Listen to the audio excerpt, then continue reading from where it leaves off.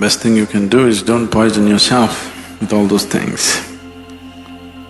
That's the best thing you can do for your Guru. I want all of you to remember this. The best thing that you can ever do for your Guru, if at all if you feel like you want to do, is that you drop your nonsense and grow.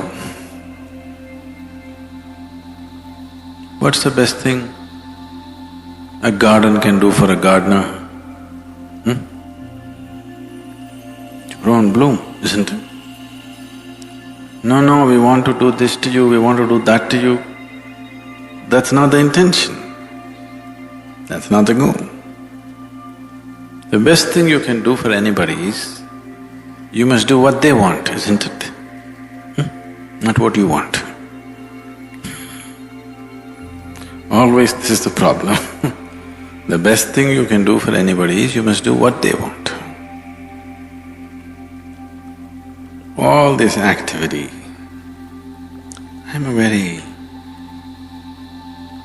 people who have known me early, I was an extremely taciturn person. I never said anything. There were days when I was not on silence, nor was I spiritual, okay? I was just there because most of the time, whether you went to school or college or wherever you went, whether the students spoke or the teachers spoke, everybody spoke such nonsense. Most of the time I chose to remain silent because I was terrified of their conversations.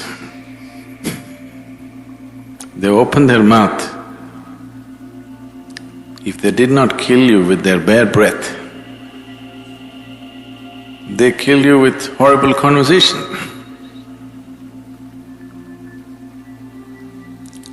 Very few people on this planet can simply joyfully say something, it doesn't matter. You don't have to say some great thing. Simply pouring out of their heart, saying something, or simply able to be with another person, very few people. All others are desperately trying to be smart, or they're repeating something they heard somewhere, something they read somewhere, some nonsense endlessly. So I would never speak. Very rarely I would speak. In some places I was exuberantly boisterous, but in most of the other places I was… Because I understood if I don't speak, they won't speak. That saves me.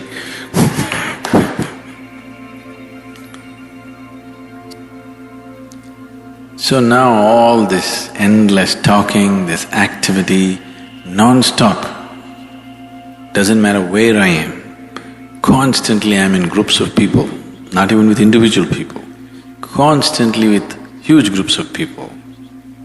Either in public, sitting behind a microphone, or wherever I walk, there are minimum 10 people around me. So, this is not my personal choice. This is a terrible need that there is in the world. That if you do not communicate the way people know, if you do not behave and act the way people know right now, if you don't walk 2 steps with them, you can never walk them in a different direction. So, there is nothing you can do. The best thing you can do is you grow and blossom. Drop your nonsense. Your past nonsense, you leave it to me. Present nonsense, you handle. If you do that, that's the best thing. Now suppose you died. Even if I died, I will not stop the spiritual part of my activity. So I'm not so concerned about that. Yes, we're concerned. The foundation could be hurt. Activity could be hurt, but not the spiritual part of the work. The concern is that people will be here and if they don't grow.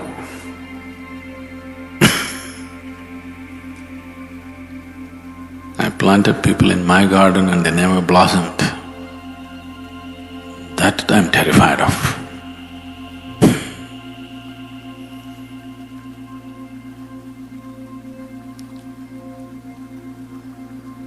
So, those of you who are very patient, who want to come here for 10 lifetimes and do it, I'm okay with them, but I think we must build an outer ashram for them.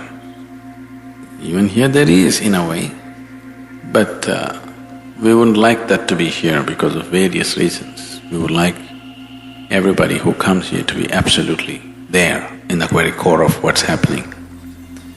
I don't want to create a core and a periphery here. Here there's only one burning spot, that's everywhere. So, if you seen the popcorn? You never seen popcorn? It's just a damn corn, how it floured, the right amount of heat.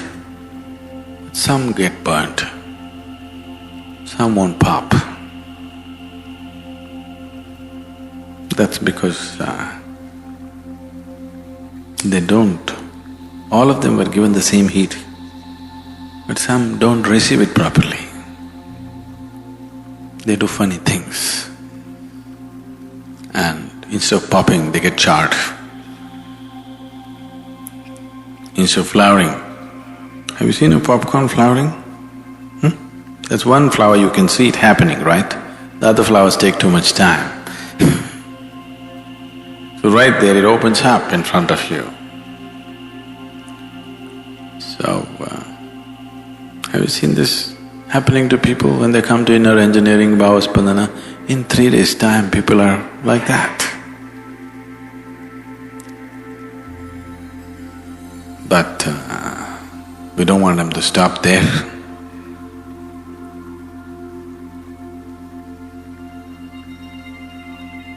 Because we are attanika asapadu people. You know what that means? We desire for everything, we don't desire for this much growth or that much growth. We are not willing to settle for anything less than the whole.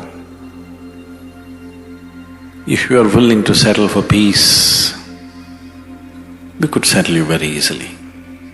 If you're willing to settle for love, we would settle you very easily. If you're willing to settle for blissfulness, we could settle you very easily. But we are attanika asapadu. We won't settle for anything. We want it all. Because of that kind of mode, it's just on and on and on.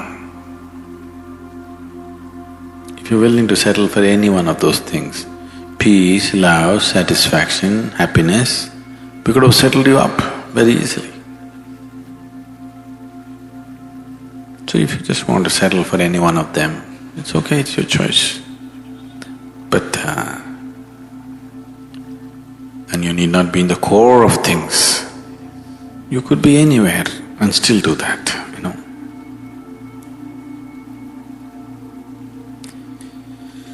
So, what could I do? Especially if Sadhguru is going to die tomorrow, you must blossom tonight, isn't it?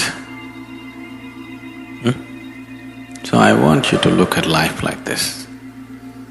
Either you may die or I may die tomorrow morning. So, something should happen tonight. Isn't it so? So don't think in terms of weeks and months and years and decades or lifetimes. Think in terms of moments. Because life is in moments.